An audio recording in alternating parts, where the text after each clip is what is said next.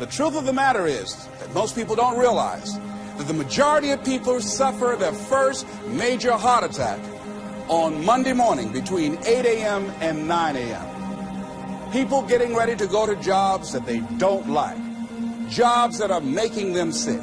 You see, when you're not pursuing your goal, you are literally committing spiritual suicide. So society gets wrapped around becoming a part of a machine. Society, instead of becoming a bunch of individuals that are expressing themselves in unique ways, and everybody sort of borrows and shares and sells this and you sell that, and we all sort of figure out how we can contribute in a society, we got sidetracked and diverted into these boxes that they call companies and corporations, and we got stuck into these containers that they call cubicles or offices, and we got forced into this system. So our time, instead of it being invested in making pottery or fixing cars or doing something where you have a passion or you have some sort of a connection to, instead of that, you've sold your life. The world is loading his back with burdens. You're a beast of fucking burden. You're supposed to go to school. You're supposed to pass your tests. You're supposed to do your homework. You're supposed to clean your bedroom. You're supposed to. Right? All the things you're supposed to do, all the conditioning laid upon you, all the beliefs that you've been given, they're not yours. No natural behavior. Everybody's wearing clothes they don't want to wear. Everybody's showing up and doing something they don't want to do. They have no connection to. That's the problem with our society. We're good little boys and girls who have been walking on the line, hand in hand, following step by step all the rules in the book ever since our parents and teachers have been conditioning us to do what we're told. No society wants you to become wise. It is against the investment of all societies.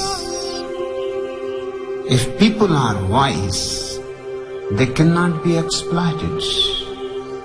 If they are intelligent, they cannot be subjugated. They cannot be forced in a mechanical life. That you work 8 to whatever the hours a day plus commuting, and then you're like this. And that's your life. That's your real fucking life. To step outside the bounds of the mental slavery that you're holding on to that was imposed on you by your parents, the teachers, society, and all of the institutions at large. They want to keep you mediocre, bland, vanilla, a square person in a square hole. I will not fall into despair. Dedication, hard work. I said to myself, I will never go back to this again. I will never be treated like that again. I will never go through what I went through again. And that pain pushed me to write a bestseller. All these supposed tos that the world tells us. It's all over this dragon. Here comes this dragon. Thou shalt. And you're carrying this burden that the world has laid upon you. And it is your responsibility as a maturing individual to slay that dragon. You either bow down and you continue to live your life as a beast of burden, or you slay that fucking dragon. And by slaying that dragon, you become a lion. And that lion's name and his attitude is I will and no. Hard work. I got God on my side. What is it that will make it worth it for you?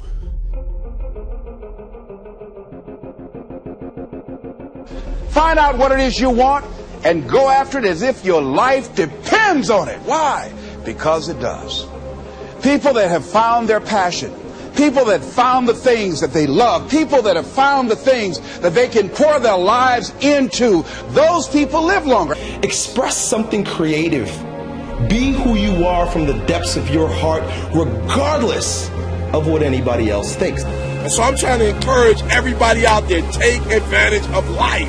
Get busy living. Man, for real, the window closes so quickly on life and on opportunities. And so when you got an opportunity, you got to take it. You feel me? When you have an opportunity, you got to take it. George Washington Carver would say, do what you can, where you are with what you have, and never be satisfied. She talked about a man who had been captured behind the enemy lines in a war and was sentenced to be killed or another option. The captain said to the guy, listen, he said, tomorrow morning at 6 o'clock you can face the firing squad, or you can go out this door over here.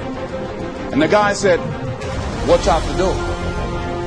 He said, no one knows. All we can tell you just unknown horrors. He thought, and the next morning he selected the firing squad. After the shots rang out, the captain's secretary said, what's beyond that door? And he said, freedom. And so I was blessed because I went through so much pain that pain actually pushed me. Oh, you better hear what I'm telling you today. I'm telling you that pain pushed me to prosperity. That pain pushed me to greatness. Takes guts. You got to dig down deep to gut it out. Keep on going again and again and again. Nobody believes in you. You've lost again and again and again. The lights are cut off, but you're still looking at your dream, reviewing it every day and say to yourself, it's not over until I win. Don't quit! Don't quit! Don't quit! Rock, yeah, you don't quit!